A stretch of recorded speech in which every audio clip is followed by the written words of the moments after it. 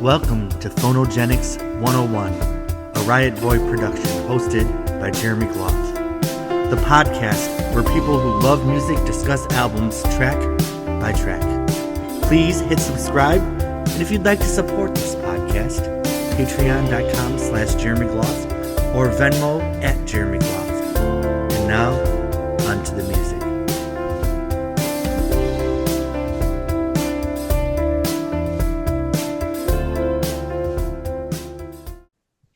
Hello, everybody. Welcome to Phonogenics 101. I am Jeremy Gloff, your host from Tampa, Florida. This is a podcast where we take an album and we talk about it track by track. I forgot to mention on my last one that we have hit 150 episodes. That's a big milestone, but this is 151. So, woohoo! Still doing the thing. We have Richard and Tadia here to talk about Emmylou Harris. This is our Emmylou Harris panel. And how are we doing today, gentlemen? Good. I'm doing great. Been waiting all week for this. Yeah. It's an important one. Today we're talking about Emmylou's. I always lose track. Is it the 5th or 6th? I should do my homework before I hit record. But Blue Kentucky Girl from 1979, correct? Correct. All right. It's her 6th album, if you count Gliding Birds. Okay. Yeah. So that means 13 is going to be her 14th album if we count Gliding Bird. Correct. That's right. All right. I remember 1979, my mom buying this when it came out, bringing it home and playing it. So this album has been in my life since the week it came out.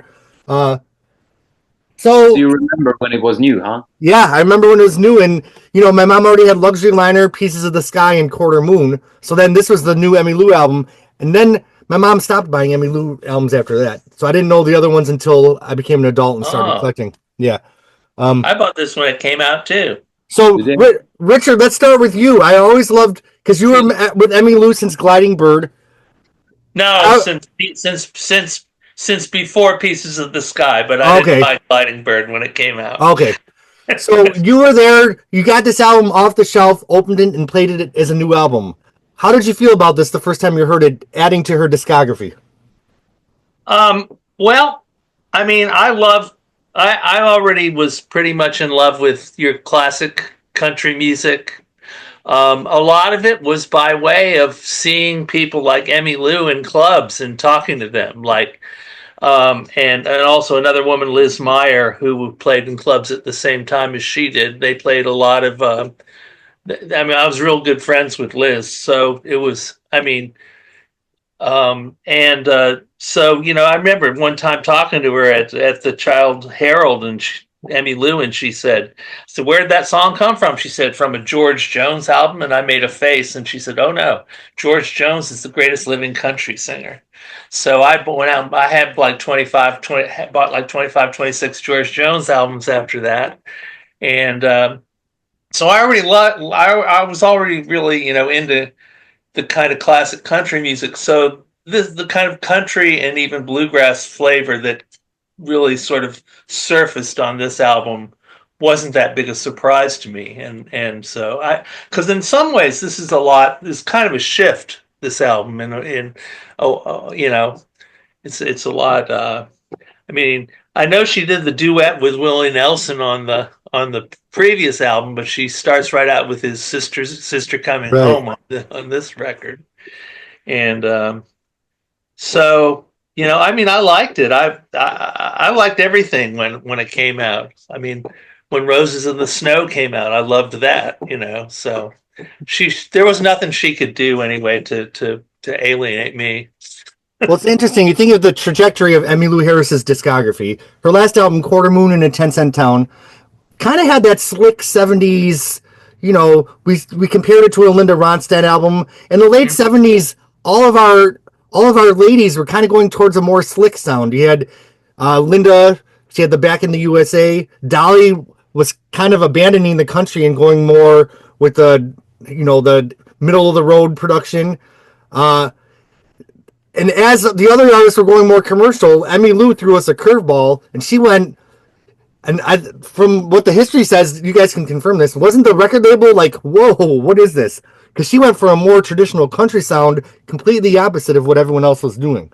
Would you say that's accurate with this album? That it kind of surprised the record label? Well, the thing is that, with Quarter Moon, she had kind of like she has said several times, she had been like getting too much into the mixing, far more than what she should have had. Right. And the critics was always saying that, Emmylou Harris is country music because she is into pop. They were like, it didn't make sense. And she decided that, okay, let's just roll up their arms and show them, that we can do a pure country music album. And so she and Brian Aherne, they set out to do a pure country music album and show the critics and the fans that actually she could be as country as anybody else if she wanted to. So they didn't put any Beatles songs or anything. They went more traditional sound on this album. And that was the whole purpose with it. She wanted to just show everybody that she was country, when country wasn't cool. Yeah. Right. And I feel like this album really solidified, she'd done this series of albums, but this one was really putting a stake in the ground and saying, like, I'm an important artist. This is important music. And there is not one song on this album that's not country. Right. Right. It is country music from the first one to the last one. It doesn't matter what kind of other artist that has recorded the songs before her that she has covered here. When she sings them on this album, it's the steel guitar, it's the dobro, the fiddle, the mandolin, and she has slowed it down, and it is country music. I'm wondering if it seems to me that Ricky Skaggs must have had a large influence on this album by this time, and also the white girls are on this album. So, you get people from the kind of traditional bluegrass from the hills scene playing with her, and maybe some of that rubbed off. I don't know. Yeah, because the Whites and Ricky Skaggs, they joined her in '78 when she was touring Quarter Moon, and you could see on those they were doing a TV special, if I recall right now, 1978, called Soundstage. Oh yeah, yeah, and basically playing songs from Quarter Moon, but then they threw in a couple of new songs from the coming album. And that was Blue Kentucky Girl and even Cowgirls Get the Blues. And you can see how, when they actually do Blue Kentucky Girl, that all the girls jump and say, hey, we did it. They were so happy with the performance because they really like to sing those harmonies, Right. So, yeah. I feel like I recall reading somewhere that when this album was released, it didn't take off as quick as the other albums, but then it eventually had a hit single. And didn't it also eventually win a Grammy for Best Country Album, or am I imagining things? Best vocal performance. For Best vocal performance. So this album didn't get... Beneath Still Waters, right? Yeah. Another George Jones number. He didn't write it, though, but yeah. Dallas Frazier wrote it, yeah. So I feel like at first the record company was like, see, we told you so. But then eventually Emmylou's like, see, I told you so. Because the album ended up being legendary. I mean, this is an album that people talk about still. And let's talk about the cover. Is this actually a theater? Where was this taken? Oh, so this is the same photographer that took the photos for Pieces of the Sky. Okay. I don't know, but it is kind of shows like this is it looks like there is a country girl playing in a joint, isn't it? Right. It's very old fashioned. She has the white boots on. She has the guitar with the rose. That's iconic.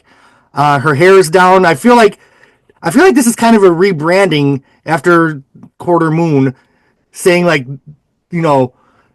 this is a country purist album, and I love it. Like when you pick this up, you can kind of feel a shift, and what a smart thing for her to do next. Because if she would have done another glossy album, I don't think people would have paid attention like they did to this one. No, she had turned from the hippie into this conservative country girl with her famous Gibson guitar with a rose on that are now in the Country Music Hall of Fame, and the same as the boots that are in the album cover is also in the Country Music Hall of Fame today. And there's the boots and the guitar. What a great inner photo! Isn't that cool? I mean, that sums up the album right there. That is the album, yeah. And as we go through Emmylou's career, I mean, she would just throw us one curveball after another and always keep things interesting. Because some artists, you listen to their albums, and after a while, they become interchangeable. They sound the same. But Emmylou always just knew what to do next. And I feel like after Quarter Moon, nothing could have been a better follow-up than this one. Exactly, I agree with you. And the thing that, especially with Emmylou Harris's material, is that it grows on you. The more you listen to it, the better it becomes. And she's been able to keep all her albums interesting because she doesn't make the same album twice. She Right. she jumps to something else, and it's still Emmylou Harris, spot on. But it's brand new every time she comes out with something new. It's not. She doesn't produce the same albums over and over. She will do a country, she will do a rock, she will do bluegrass, but it's still Emmylou Harris to the core, you know. And I feel like that's why I relate to her, because I'm kind of a free spirit, and I'm a musician myself, and I've done 25 albums myself, and they just go all over the place because you just follow the muse wherever it takes you. And I feel like that's what Emmylou has done. The title of the album, Blue Kentucky Girl, it's interesting because much later she'd have an album, Red Dirt Girl. Oh, and there's a little Loretta Lynn. There's Loretta. Blue Kentucky Girl. Yeah. Cool. It was a hit for Loretta, too. It used to be one of Loretta Lynn's favorite songs as well. Written by Johnny Mullins. Yes. I mean, I think it's such a great title for the album because she is the Blue Kentucky Girl, on this album. And I don't know. She would later turn into the Red Dirt Girl. Right. Yep. Yeah. All right. Well, any other thoughts on leading up to Tadia? When you explored her discography in the 90s, what did you think when you got to this album? This album, I played this album a lot. I played it. This one and A Little Tell was my favorites when I started to play her. When I actually got a CD player for the first time in our house. This one was one of the first albums that I bought, and it's still one of the albums that I still play most today when it comes to country albums. I never get tired of Blue Kentucky Girl. I think it's a great album. Timeless classic. Yeah. And, Quarter Moon definitely sounded like 1978. There's some productions you're like, oh, that's from the 70s. This album sounds like it could have been 1950, 1979, 2001. Like, there's nothing dates this album because it's timeless. And it's very well produced. Brian Aherne, he has kind of, the thing that he has with his production is that they still sound current, they age very well. His productions, they're clear, and the bass and the instruments and everything is right up where it should be, And I don't you can hear each contribution, each individual musician's contribution very clearly. It's like, I love that about, and this is, I think, particularly well produced, even compared to the ones that came before. And I don't mean to. I feel like I'm talking negatively about Quarter Moon because I think that was such an important thing for her to do at that stage. Like that, It was important that she did that more current album, and then that really set up for this one. So I think everything that she has done has been flawless up to this point, and more really up to any point. Band. More country people in the band, like Richard said, as well. When you have Ricky Skaggs and the Whites aboard, of course there were going to be more traditional sound to everything because they knew exactly what they were doing with that sound, because they came from. Emmylou Harris didn't grow up with country music. She basically was a folk singer going into country music. Right. But these people were, from cornbread cotton people, up in the hills. They knew exactly what bluegrass traditional playing was, and I guess that they taught each other a lot, how to play this music. And Emmylou was also a big fan of traditional country music. You can hear that in all the recordings. Yeah. But, when they came along, it was like, okay, let's focus on what we got here now. Well, I have both versions of the CD, the original, then the one with the bonus tracks. And then, of course, I got the album as part of the Record Store Day, the Queen of the Silver Dollar box set. Yes, sir. And the photo on the back of it, the original album, where you see her sitting up there in the second floor with a guitar in her lap, was used also for the promotional poster that went along with the album. Such a beautiful picture. Yeah, well, Emmylou Harris is the whole package. She is a beautiful woman. She is a talented woman, and she is the nicest woman. I mean, like, she got the whole package still to this day. She's the full package. And I feel like some of the cover art of the early albums kind of had her as an ingenue, like, fresh, younger. And this one kind of shows her, this is an established person working their way towards legendary here. You know what I mean? This isn't a beginner with the way she's presenting herself on this album. Yeah. So, all right. Should we go into the track by track? Yes, sir. Sisters Coming Home, Tanya Tucker. A wild ass steel guitar solo. I remember I heard the song when I was a kid, but then when I was recollecting the CDs in the early 2000s, I didn't really remember the song, and then I'm like, oh shit. I love this song. It's so fun to sing. It definitely has a different kind of production than she had really done before. It's very clear, very pure, very country. What do you guys think of this song? I like it. I love that song. It's a fun up tempo song, and it is a Willie Nelson song. But it doesn't sound like a Willie Nelson song. It is. And having Tanya Tucker singing in the background there, she fits pretty well to the song as well. But as you said, the steel guitar solo there is wild. It's wild. It's wild. But I love it. I absolutely love it. I love it. It's like, it reminds me of, the opening of her previous albums, except for Quarter Moon, Right. Album opening with Bluebird Wine, second album opened with Amarillo, and this one comes with Sister Coming Home. And it's like, the party is on from track one, Right. And this song also was a song that she would open her shows with during that Blue Kentucky World Tour in 1980. She would open it with the Sister Coming Home. And I remember one of the band members said that, it was fun to play steel on that number live because it was really, really speeding up. It was fun for them to really let it go. They had to push it too, I think, probably, Yeah.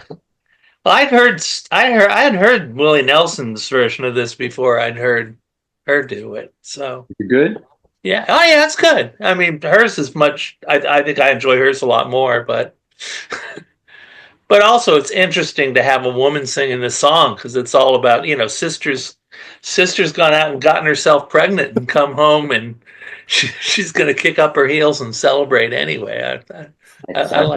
I love it. Her jeans fit a little bit tighter than they did before. Yeah. What a great line. And even it does remind me of like the luxury liners and the Amarillo, but it's still unique in the production. I feel like it's a little bit even more pure than those ones, but it's still like rocks just as hard in a different way. Yep. Yeah, it's a country rocker. Yeah. Yep, it's a country rocker. And I can just listen to that steel guitar solo over and over. But, steel guitar like that in 1979, that wasn't like the hip thing to do, but I feel like Emmylou made it hip. Mm. Yeah. Yeah. I mean, I love steel guitar. Yeah. Like Richard, at the time, Richard, was anyone else really doing stuff like this, or did he kind of? Well, I mean, she had a steel guitar in the Angel Band. She, right. She was so good. Yeah, he was Danny Pendleton. He was really good. So I mean, I remember I was in college, 73 through 77, basically. So I turned 18 in 1973, which is when I first started to go see her in that fall, right after Graham Parsons. And it was. I mean, I loved watching the steel player, and I moved into a group house at one point, and one of my housemates had a steel guitar. And so I asked him to, set it up for me, and I messed around and I said, "Man, this is hard." And I already knew how to play, slide, and had played dobro for a little while, but it's a whole nother universe, that instrument. So you got to admire anybody. I mean, Hank DeVito's amazing. Yeah, shout out to Hank DeVito. He has a great book about Buddy Emmons that if about steel guitar playing. He's a great person. These opening Emmylou tracks with their iconic solos, because the luxury liner, that guitar solo is just out of this world. And I feel like the steel guitar, once again, we're opening the album with just a one-of-a-kind solo. I mean, these are really the hot band. Like, these are hot solos. No doubt about it. This is a hot band on everything on this album is the hot band. Yeah. I love the fade out too, how the song's kind of still going, but it fades out. I feel like it's just a perfect song from beginning to end. What a great way to open this album. Great album, and Tanya Tucker, she lent her voice on doing harmonies here through the whole song, and Emmylou lent her vocals on Tanya's album same year, and she sang backup for Tanya again. They switched. Do you know what she sang on, or do you remember? I do have the album. Let me look that up. And Tanya was young back then, wasn't she? Yeah. Oh God, she started out. She was like 13 when she had her first hit. Right. Delta Dawn. Delta Dawn. Yep. All right. Well, any other thoughts on Sisters Coming Home? I think a lot of times you forget that Willie Nelson, before he went solo, was a songwriter. You know what I mean? So like his name will pop up in the credits sometimes when you least expect it. But he is Willie the songwriter, and this is no exception here. What a great song. Richard, what is his version like compared to Emmylou's? Well, I mean, it's about the same. I'm trying to remember it because it's been a while since I've listened to it, but it's the same kind of up-tempo sort of song. I'm trying to remember which record it's on. I'm looking it up on my phone, but okay. Sister. Well, when you guys are looking that up, I'll set us up for the next song. Much like the first three Emmylou albums, we go into a slow song for the second one. But much in the vein of Blue Kentucky Girl, this one's a little bit more pure country, and the production is just very clear. Beneath Still Waters, a Grammy-winning vocal performance. And that song is one of the best vocally recorded songs of Emmylou's whole career. It is so clear, it's so pure. She had been singing that song for a while around the house, and she woke up one night and she woke Brian Aherne and she said, I need to sing it. And he was like, it's the middle of the night. But she was like, I need to record that song. And so they went downstairs into the studio, just had a guitar and her vocals put down in one go. They recorded only once, and there is no stop, no re-recording. This is their demo, the whole recording of it. Wow. And then they just built the band around that recording? The band was put on later. This is was recorded in one take. Wow. Beneath the Waters. So Sisters Coming Home was on Willie Nelson's album Phases and Stages. Okay. Which was his real, he thought this was going to be his real kind of breakthrough as a performer. Came out in 1972 or 73 thereabouts. And it's a really good record. It's kind of a theme album. It also has Bloody Mary Morning on it and stuff like that. So I had listened to that album before this one came out. So cool. Anyway, awesome. Who did Beneath Still Waters originally? Dallas Frazier. He was Dallas Frazier wrote it. Basically, George Jones does it. He was a songwriter more than a singer, I think. He wrote some big hits for other artists. He wrote a lot of great big songs. He was quite the songwriter. Yeah. He wrote I think he wrote California Cotton Fields, that Merle Haggard song. Oh yeah. Emmylou also did with Graham. Yeah. Yeah. That the note she hits, especially at the end of the song, is just rips your heart out on this one. It's so pure, and the way that she sings here, she's not like she's singing a little bit more lower key than she usually does. Mm-hmm. So her voice is very soft, and I mean, Beneath Still Waters is probably one of my biggest Emmylou Harris songs, my favorite. I think it's so good, and perfect pitch, perfect harmonies, and this is as country as it can get. It's got emotional depth for me, this one. I mean, just, I don't know. It just, it gets me, chokes me up. Now, what were the singles from this album? Beneath Still Waters went to #1. Right, I thought so. #1 on the country charts, right? That's the song that put her on the country charts, and that is the song that won the Grammy as well. And was Save the Last Dance for Me a single also? I think it was. I think it was top 10 single, and there was another single from it. But Beneath Still Waters was the major hit. That on was the album. number one hit. And listen George to Jones was the first person to record the song. recorded it, yeah, Yeah. and she was a big George Jones. She is a big George Jones fan. Yeah. But listen to the harmonies that Face of Starling is putting on this. Her low voice that are under Emmy's voice. I mean, that is incredible harmonizing. They harmonize so well on this song. It's like it's hand in glove, you know. She is an amazing vocalist. Fasu, underrated vocalist. She should have been a huge star. So I'm looking at the discography here. Beneath Still Waters, number 1 on the country charts. Blue Kentucky Girl, number 7, and then Save the Last Dance for Me, number 20 on the country charts. Right. No, I'm looking at Germany. I'm sorry. Am I? Germany. Sorry. Keep chatting, you guys. Well, I think also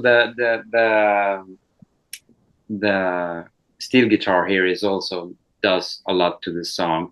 I have seen Emmylou perform this song with all her different bands through the years. I've seen her doing it with the Nash Ramblers. And I have to say that my favorite performance of this song live was when she pulled it out here in Norway, and she was doing it with Spy Boy. Oh yeah. And I didn't expect it to be this good, because Spy Boy was kind of like New Orleans percussion, big sound, not many band members, more rock and roll. But when that song came on, people cried in the audience. Wow. And they were like, some people were like with their lighter up and were standing up, and she got an ovation. That was crazy. And I sort of like, that is what I remember from my childhood when she did that song, and that was in 1997. I was like, that is a memory that has always stuck to my mind. Every time I hear this song, it takes me back to that moment when I saw her perform Beneath Still Waters in Trondheim, Norway. It was like, I even remember my father, he said in Norwegian that, or in English, that would be damn, it is something special. And it was very special because her voice was so sore and so clear, and it was like almost breaking on top there, but it didn't, and it was, oh God, yeah. Well, I found the accurate charts here. Beneath Still Waters, of course, the number 1. Blue Kentucky Girl was number 6, and Save the Last Dance for Me went to number 4. So we had 3 top 10 country hits on this really important album. Really important album. And you have to remember now that Blue Kentucky Girl is among 40th best country albums of all time. Blue Kentucky Girl is the 20th best album of all time. Wow. So rightfully so. Yeah, it is. So, I mean, like, it's right up there with the best country albums ever in history released. All right. Well, any other thoughts on Beneath Still Waters? They have strings on it, even. Yeah. Yes, that's a good point. That is a good point, because listen to the producer's cut album that was released later. It has an updated sound version on Beneath Still Waters, and there you can hear the string in the background starts before the song.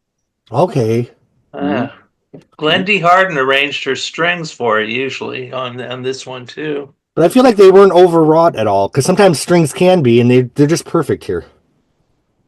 I would love. We have so much else good going on. I mean, she should have recorded the whole album with just guitar and strings and a steel guitar, and that would be. Oh shit. Well, James Burton plays lead on this one too, so. Yeah. All right. Well, moving on.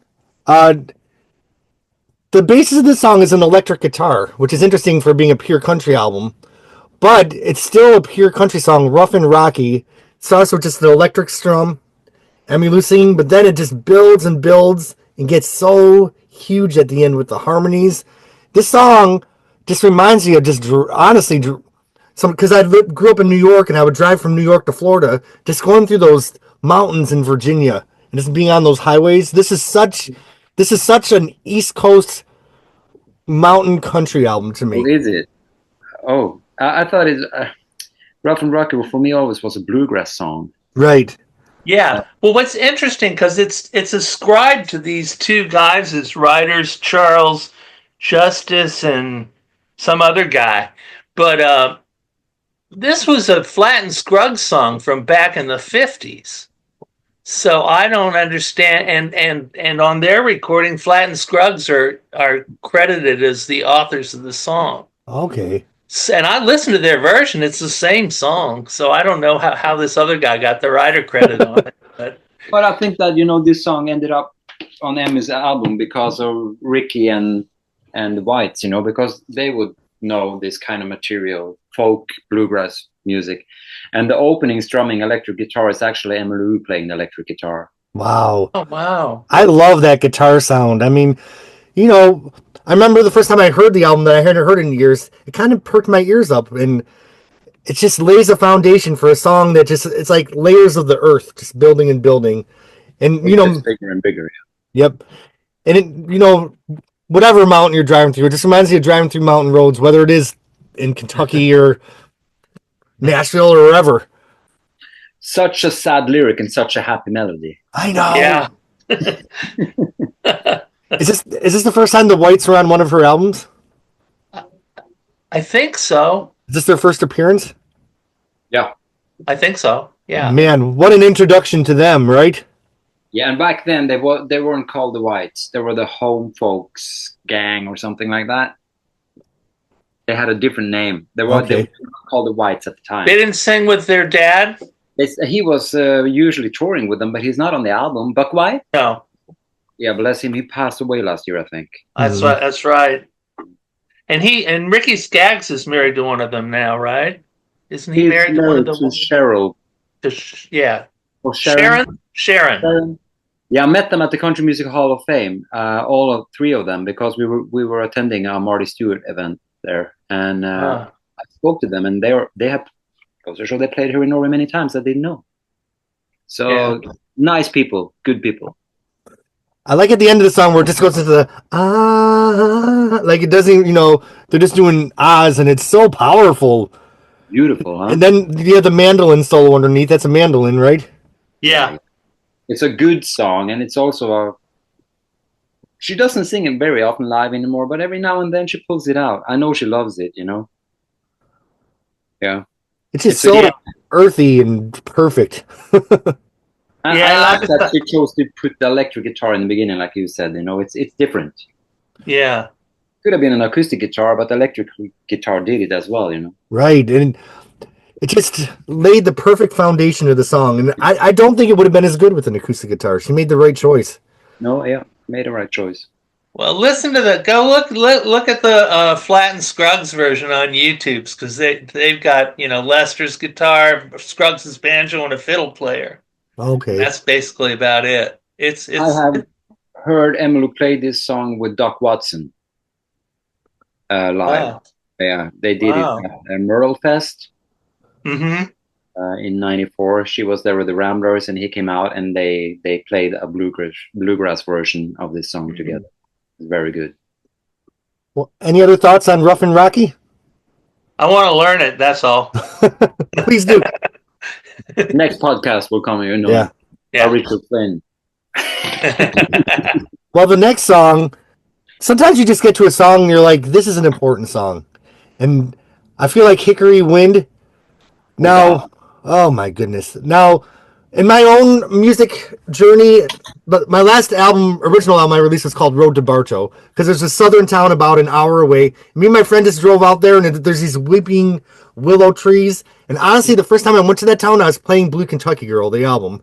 And I remember listening to Hickory Wind, just driving through this old, ancient southern town with all these old houses. And the sun was coming down, and like sometimes music just hits at the right time. And Hickory Wind is one of the most beautiful songs ever written. I mean, you guys love it, don't you? Yeah, I've loved it ever since Sweetheart of the Rodeo. Right. Which is where I first heard it. And she and Graham did it on Grievous Angel too before this. So. What do you think of that version compared to the Emmylou solo?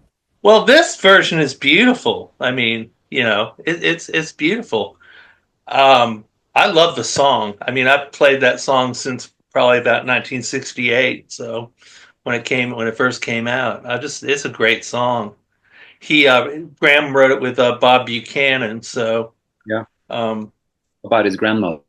Yeah. And this song, Emmy would play. She played this song in her shows many years before she recorded it on Blue. Oh yeah, this was a live in her live sets all the way with the Angel Band, the Hot Band. She would play right. Hickory Wind. You know, she learned it from Graham Parsons and the Birds. I think it was the Birds, wasn't it? Yeah, yeah. They played it at the Ryman. You know. They did, because they were supposed to do the Merle Haggard song. Yeah, and he made himself persona non grata by saying, I'm going to sing this original song for my grandmother. And he did that song instead, and that was not the deal. And Roy Acuff had a fit back on the side of the stage, and they got fired from the Ryman. Yeah, and they had also been on Ralph Emery's radio show where they wrote the song "Drugstore Truck Driving Man" about him. Oh God, that was about the Ku Klux Klan.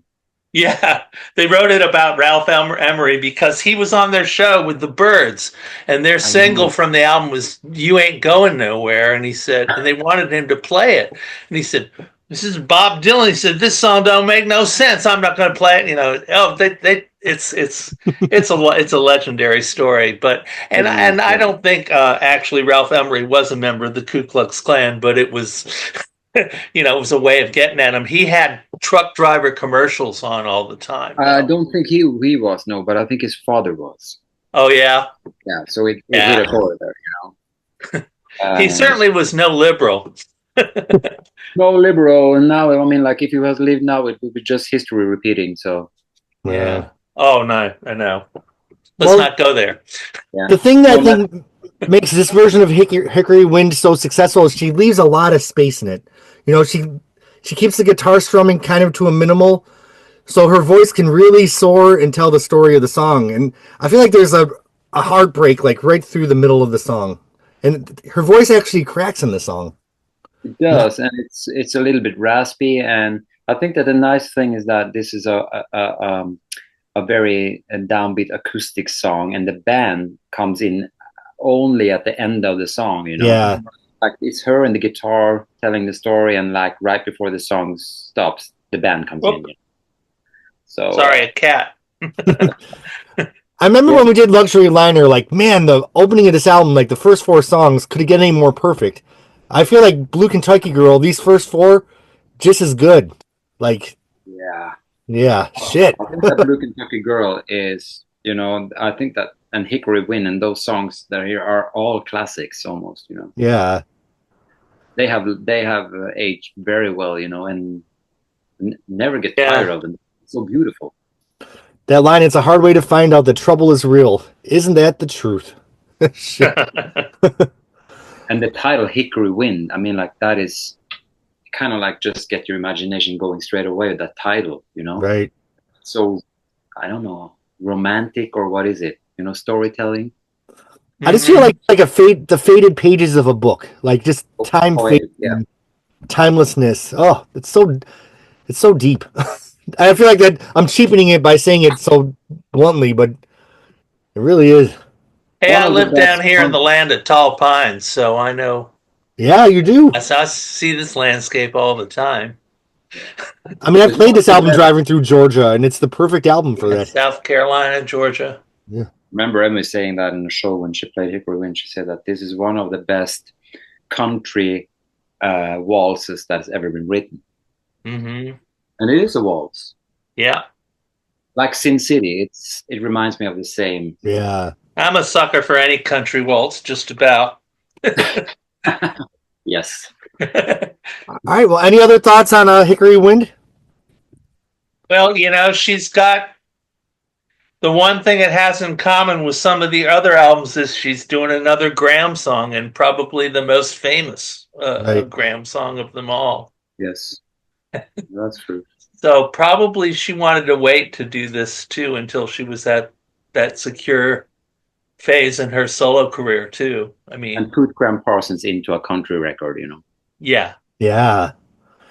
And I feel like just like everything Emmylou touches, it certainly doesn't feel like a cover song. You know what I mean? Like she definitely embodies the song, and this is her spirit in there 100%. And his ghost. Her spirit and his ghost are in the song. It's powerful. It puts on the Emmylou factor to all the songs. Yeah. Yeah, her changes. performance on this, I mean, she does a nice harmony on the one she does with him on Grievous Angel, but in terms of a performance of the song, I think this one beats it by a mile, basically. Yeah, I agree. Emmylou is a very good vocalist. I don't think that people understand how of good vocalist she really is in reality.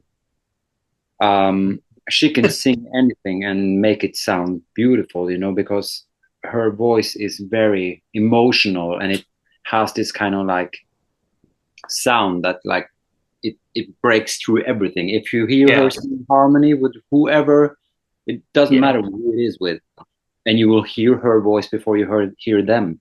Their voice. Yeah, well, that crack that she has in her voice that she has on this cut, I mean, that she's been able to command that her whole career. I mean, I think it comes from really trying to embody the song. So really, you know, when you feel the song, I think she shows it in her voice. I mean, it obviously takes a lot of skill to be able to do that, but so I feel like she's loud, and I've heard that because sitting in the room with her just playing the guitar on her own, you would be amazed how loud she is when she's singing. Oh no, yeah, no, I believe that, yeah. Very loud, and her voice is like what Linda Ronstadt she said about her. She said it sounds like broken crystal. Yeah. And wow. I don't know what that means, but it sounds right. Yeah, it does. And this song especially is evidence of that. And it's interesting because I feel like Rough and Rocky and Hickory Wind, Brian was really smart in his production because both songs started out small and then just kind of got bigger and bigger. You know, Hickory Wind, how the fiddle comes in, and then by the end of the song, you just have the harmony and the finale, and it's just another song that's perfect. It couldn't be. I don't think it's possible for it to be any better than it is. It's just perfect. Hard to beat this one. Yeah. Well, we always like what could she possibly put next on the album? So the next song is the one that is a familiar song, "Save the Last Dance" for me. The thing I loved about this song is the piano solo, because you don't hear a lot of piano solos like that, and I just feel like once again it's such a throwback to older times and just beautiful. What do you guys think of this one? Well, I sort of knew about this song before I heard it with Emmylou. I guess that it probably must have been my parents or the radio or something playing it, because I do remember their version with the Drifters. Mm-hmm. It's the Drifters, yeah. Yeah, and that is the song it was probably played on radio because we listened to a lot of radio when I grew up. So I knew that song. So when I came on this song, I was like, wow, she's singing that song too. Or I was thinking, they sing her song. But it wasn't her song. It's a cover, and it's a famous song. Yeah. It's a Doc Pomus, Mort Schumann, I think, right? Yeah. But I think that it's a Tin Pan Alley song, man. It is, but she doesn't have the bridge in it, like the original song does. Oh, yeah. I dropped some. The bridge is missing from the song that she recorded compared to the original one. That's right. Yeah. I'd forgotten about that. Yeah. Dolly Parton also released it in her pop album in the 80s or 90s. That's right. This is one of those songs where I like Emmylou's cover, but I don't feel like she took ownership of this song and completely made it like an Emmylou Harris song. I think she did a great version, but the song is so timeless and so known in other formats that when I think of Save the Last Dance for me, it might not be Emmylou that I think of first. It's a nice way to end the side, though. Yep. And after the emotional weight of everything you've just experienced, like, what a great kind of like exhale, like, whew. Yeah. It's a positive song, and it's a dance song, two-step, and she would end her shows in the 90s with this song, Save the Last Dance for me. It's a perfect encore song. Yeah. I think it was very smart for her not to put something with a lot of heaviness, because another song of that kind of emotional weight would have really made the album feel like it's sagging. So this was the breath of fresh air that the album needed to keep it interesting, I feel like. And when the song goes up and after the solo. Oh yeah, the key change. And you hear the change, and you hear the whites coming behind her there. That's when the song Beautiful. to like, yeah. It's a good song. And when Emmy sings it, it's a country song. Yep. I dare say a little romantic. It's a little romantic. This is romantic. Well, any other thoughts on Save the Last Dance for Me? Well, I mean, I think one reason I think it's a good side ender is if we want to move on is to the side opener on side 2. Right. So The Gene Ritchie songs, "Sorrow in the Wind." So you flip over the record, and then you have "Sorrow in the Wind" opening side 2. Yeah, Man, that is a hidden gem. Yeah, it is. I mean, the way it opens up with the harmonies on the chorus, holy shit. Oh yeah, an interesting way of recording it. I remember Brian Hearn explaining that because it is basically her with the guitar and the white girls, right, and a fiddle, right? Mm-hmm. They've done, it's a 3-part harmony only. Mm-hmm. But they have put layers of their own voice over each voice over and over again, so it kind of sounds like a big choir in the end. Sounds like they're singing in a big room where they're actually singing these harmonies in the small, what do you call it? There was a small room in a neutron truck. Mm-hmm. Where they put the harmonies, and they were singing there, and they were singing further. They were singing in the microphones, the girls doing the harmonies, and then they were re-recorded with the girls moving a little bit further back from the microphone, and then a little bit further back from the microphone. So did they record it on one mic for part of it? The 3 of them, sort of traditional bluegrass style. They did that, but they were like the bikers also singing harmonies on top. Then open it up. Same voices, but making it wider because they were moving away from the microphone, just putting the volume up, and so it would sound like something we hadn't heard before. Yeah. And it's so pure. Was his bass so and pure, Ricky Skaggs' fiddle? Did they do it all live, or did besides the vocal overdubs, or They did they overdubbed it with the fiddle later? Okay, and the bass too, probably. I think so. I haven't asked about that, but I will ask Brian about that. He played the bass on it, so he probably remembers. Probably a 6-string bass, because that's what he usually played. God, this song just floats through the air like the open spaces over the mountains of Kentucky. You know what I mean? Like it's haunting. This is such a haunting album, and I just when the sun's going down and you can see the shadows of the trees and the light peeking over the mountains. That's what these songs feel like to me, just like phantoms through the night, floating through the air. And this song especially. Very visual. Yeah. And this is a Gene Ritchie song, and she was a pure folk singer. Mm-hmm. She would play the dulcimer and play those folky songs, and she also wrote a song that they will record with the trio called "My Dear Companion" later. Yeah. So it's a same kind of like mountain feel to it. Yeah, Ritchie has that mountain feel to her performances. Mm-hmm. Yeah. And so this song is very nice to just play it loud on a stereo and just forget about everything. Just listen to what it is. Yeah. What a gift this album is. Mm-hmm. All right, so then we move on. They'll Never Take His Love From Me. Oh wow! So I will go first on that one. Yes. I think that this song is the most underrated song of all of the songs. This is my favorite Hank Williams song, even though Hank Williams didn't write it. It was written by Liam Payne, who was a singer in, he would sing with Bob Wills and the Boys. He also wrote Lost Highway. Yeah, he was blind, so he didn't. Yeah, and listen to those songs from the 50s. His demos are available, but Hank Williams had a hit with it. And it's beautiful. I have heard Emmylou do these songs in 75 and 76 in her live shows as well. So she was familiar with the songs before she put it on tape. And I think it's one of the best country songs ever. It's really a good country song.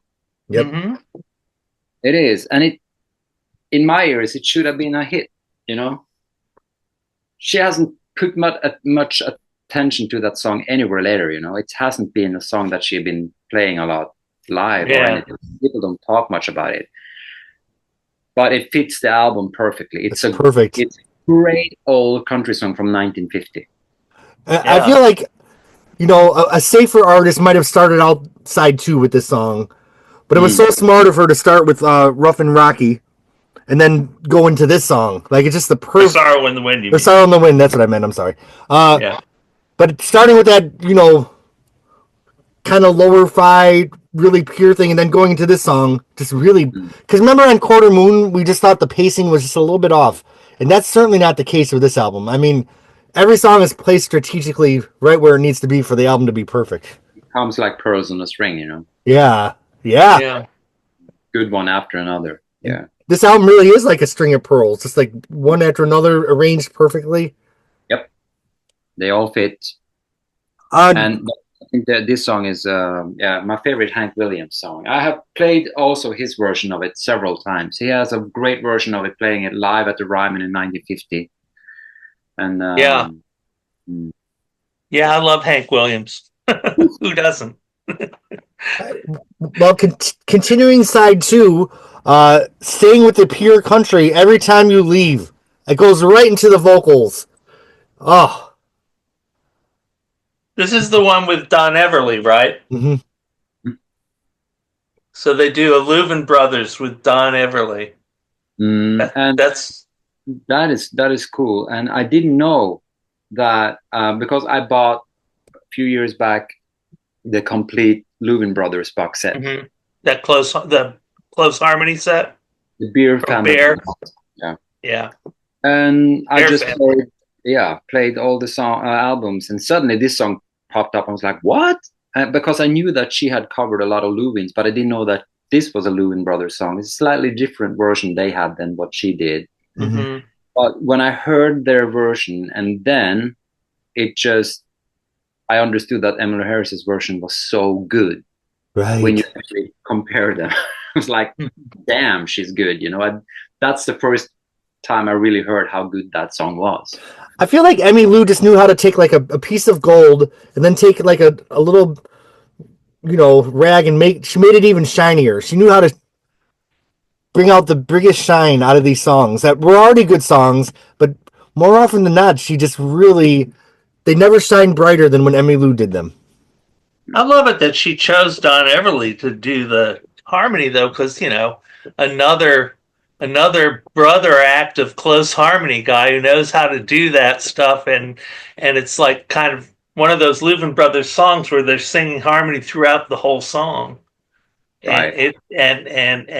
It's just beautiful. You know, he's skilled at doing that, and she's one of the greatest harmony singers that ever lived, if you ask me, Emmylou herself. Yeah. And I feel like that even deepens the historical credibility of the album, having him on here.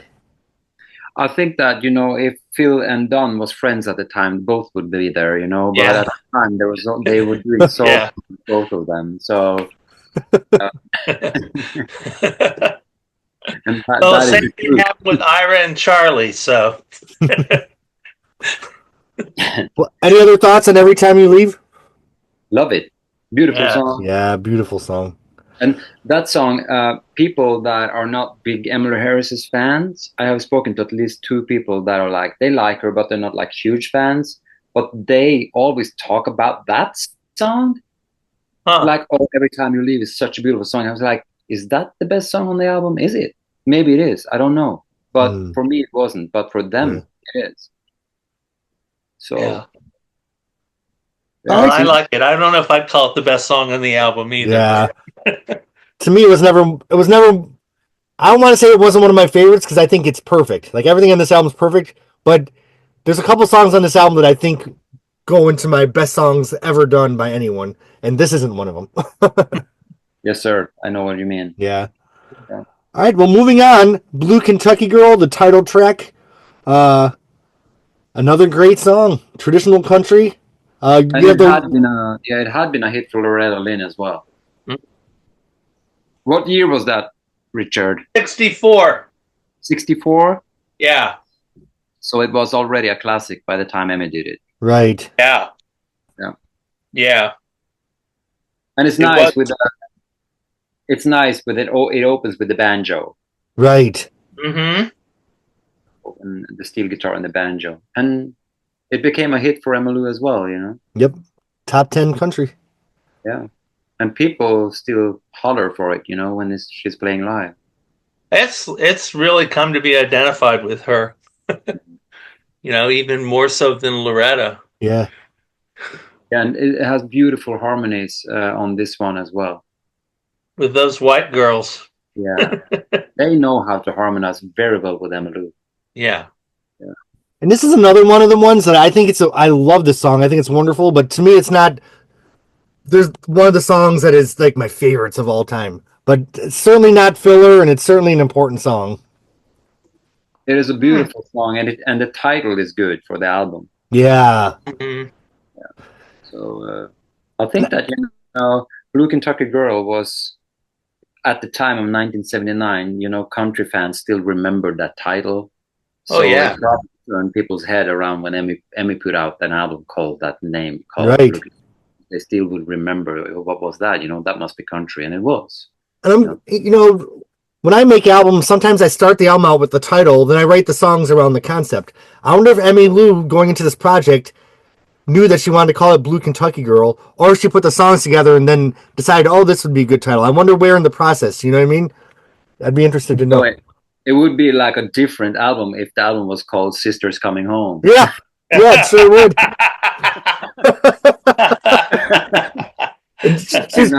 She's on the cover with a pair of tight jeans.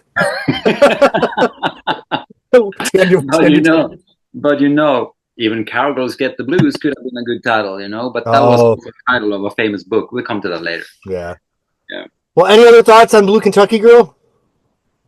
No, I'm just wondering. Yeah, I was thinking that it's kind of a throwback in a way to an old, like a really old Loretta Lynn song, as opposed to like what Loretta was doing like in the 70s. So she's doing things like, I don't know, The Pill and Rated X and stuff like that, And so this is kind of a throwback to like kind of a sweeter, kind of purer Loretta, in a way. Yeah. All right. Well, the album ends with the first appearance of a song from the trio. Even though this was recorded for the trio album, wasn't it? And then it ended up being on Blue Kentucky Girl? You mean Even Cowards Get the Blues? Yeah.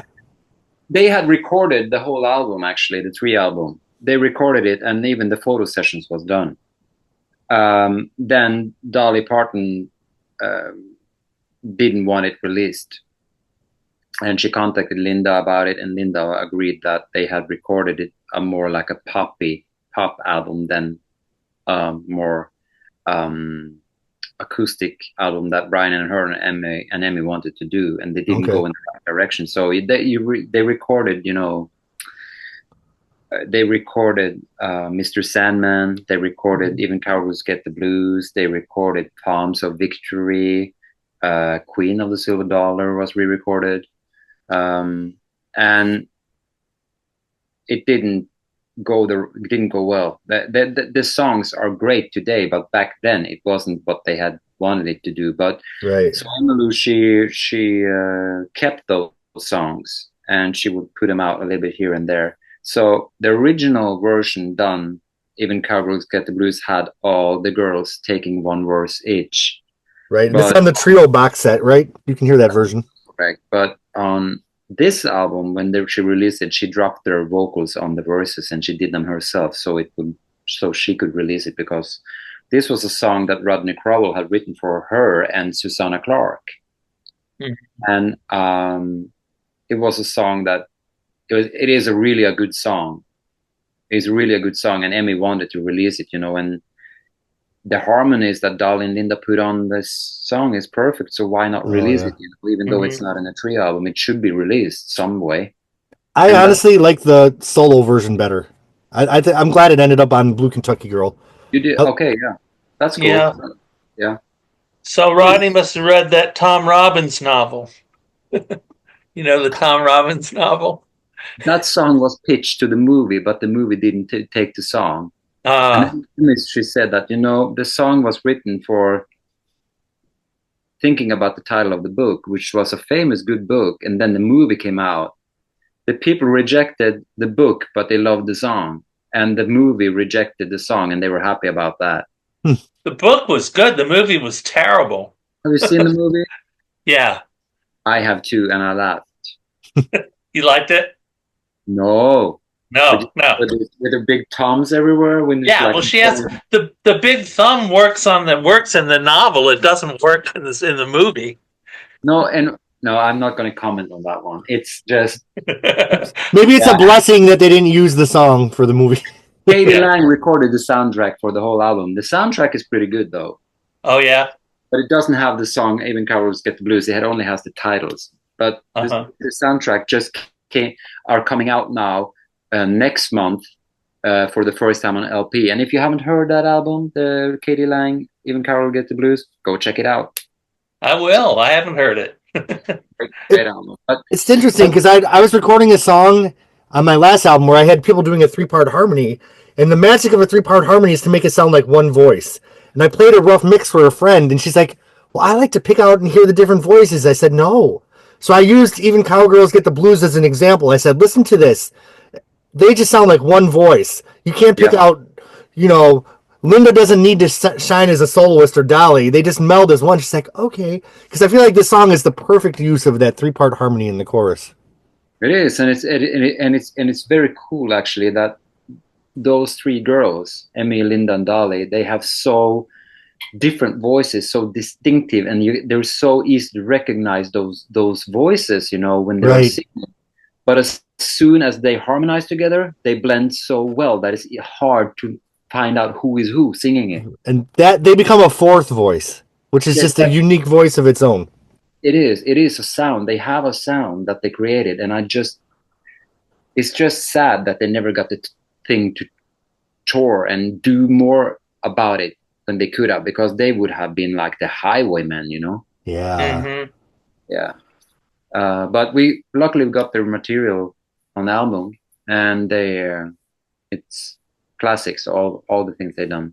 This song is such a great way to end this album with that guitar solo kind of going through the fade out, them doing like the ooh hoo, like, yeah, it's a newer song than a lot of the other things on the album, but it just fits perfectly. And they just kept enough space in the production to just let the song shine and let the harmony shine. And Emmylou's vocal performance, it's a little sassy, but it's perfect for the song. She's telling the story of the cowgirls.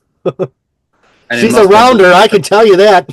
I can tell you that. But it must have been a very proud moment for Rodney Crowell having a song sung by Dolly, Linda, and Emmylou. Oh, right. Yeah. And he plays on this song too. Right. I mean, the 3 from the 70s and the 80s just recorded together for the first time on a song you wrote. Yeah, I mean, just he comes back to the hot band for this song on the album. I would too. Even though it's a Rodney song, I can't picture it on any other album but this one. Like, this is where it belongs. Closing Blue Kentucky Girl. It just a great choice. I think that he re-recorded that song in 91 or 92, or was it 93? I'm not sure. It was on CMT, I remember. But Emmy put her harmonies on his version as well. Oh. Check out his greatest hits album. I've got almost every one of his records, so I'll have to look back and see. Mm-hmm. Yeah. Yep. Yeah.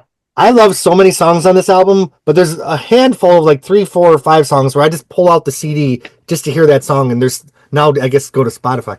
But there's so many times where I just want to hear Even Cowgirls Get the Blues. Like, this is just one of my favorite songs of all time.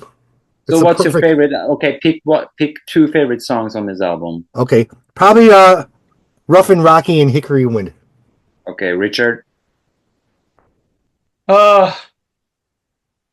Beneath Still Waters and Sorrow in the Wind. Okay. All right. How about you, Tadia? Beneath Still Waters and They'll Never Take Her Love Away From Me. Oh yeah. Those are. And gosh, even picking the 2 favorite songs, you can pick any song on this album. That would be a favorite. Unfair, but it is. But I mean, like, It is a favorite album. Yeah. Yeah. Well, the time has I come to. hope they will re-release it on Record Store Day somewhere with a colored vinyl. Oh yeah, Let me say that it had been a long time since I heard this record. Uh-huh. Before, I mean, I just hadn't played it in a long time. So on Friday, I put the vinyl on the stereo and listened to it, and then today I said I listened to it again on streaming, and at first I was just like almost didn't recognize it, but it's like it grew on me. It's like, oh, now I remember why I love this album. right. It didn't quite happen with the first hearing after a long time back, but when I really sat down and paid attention to it, it really just opened up for me. Clicked. Yeah, it's been a while since I listened to it as well, but I listen to music when I'm working in the lab, and I have music on all the time. And now it's been like John Baez for a while, and now it's Alison Krauss. But this one puts me straight back to Emmylou. Yep. So I was like, okay, I need to dig out the old songs and listen to them again because I never get tired of it. Right. Never. Hey, how about those Joan Baez things that keep cropping up of the recent thing with all the women, Oh, Emmylou, Bonnie, and Lucinda and Bonnie and all those, and Linda Ronstadt was even there. Linda was there, yeah. Yeah, those are some cool things. Rose and Cash, Bonnie Raitt, yeah, Lucinda Williams, and Margot Price. Yeah, Margot Price. And I saw, wasn't Jackson Browne in one of the pictures? Like, yeah, Jackson Browne was in one of the pictures too. Yeah, he sang one of his own songs, I think. Okay. Yeah, that was a great show. It's on YouTube, and I posted yesterday, I think, Emily singing "God Is God." Yeah, I saw that. Is the whole show on YouTube, or is it just pieces of it here and there? It's not all of it yet, but it's coming because the guy who's posting, I spoke with him. He's posting a little by little. Okay. Oh, okay. Cool. I had sort of like hoped they had recorded it, but they did not record it for video at least. But maybe they recorded, Okay. I hopefully, but John Baez is amazing as well. But Blue Kentucky Girl, yeah, I know. Yeah, scale of 1 to 10. What do you guys rank it? This is a 10. Yeah, 10. 10, yeah.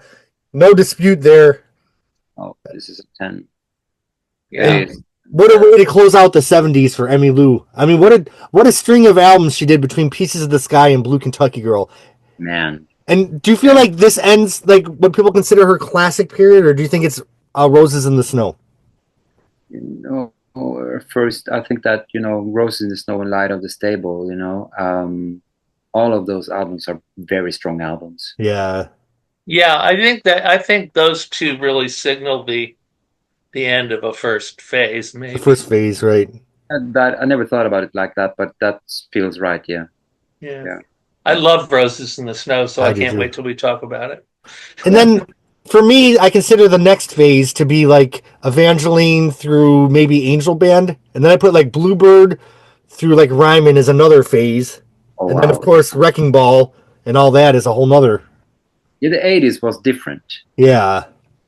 But the more you listen, but also the 80s was a different time, and it was a change in music industry generally. And I think the 80s was horrible. Yeah, you probably did. I don't remember much of it, but I would say that the 80s, when it comes to Emily's music, it makes sense why she changed a little bit her music. Different band, voice change, different writers, and it was time to shift into another gear and not repeat herself. I'm not saying it was horrible for Emmylou. I just meant in general the 80s was a nightmare. Oh, I love all that 80s shit, but that's a different podcast. But I think doing the trio album, which was so pure in the midst of all that artifice in the 80s, it just cut like a knife right through it. And what a great thing for them to do. I think it's great that the trio album actually didn't come out till 87. I don't think it would have made the same impact if it came out in 79 that it ended up making in 87. I mean, I love those 80s albums, and I'm gonna talk a lot when they come here. Yeah, I love there's great stuff coming. White Shoes has some great songs. Oh yeah. I got that. I bought that on vinyl. I'll have to take that out and listen to that again. But you know which ones I love? Bluebird might be my favorite 80s album, to be honest with you. Bluebird is a masterpiece. Yeah. And that And song Last is a Date? masterpiece. Last Date is also pretty good. Yeah. Oh, Last I Date love is Last amazing. Date. Well, we went through the 70s. We talked about every 1970s Emmylou Harris album, unless you count Light of the Stable coming out a year early in the UK. Yeah. But gentlemen, thank you so much. I'll get this up today. Thanks to the Patreon subscribers and my friends here, but most importantly, thanks to Emmylou for providing the soundtrack to our lives. We will see you next month with Light of the Great. Stable and Roses in the Snow.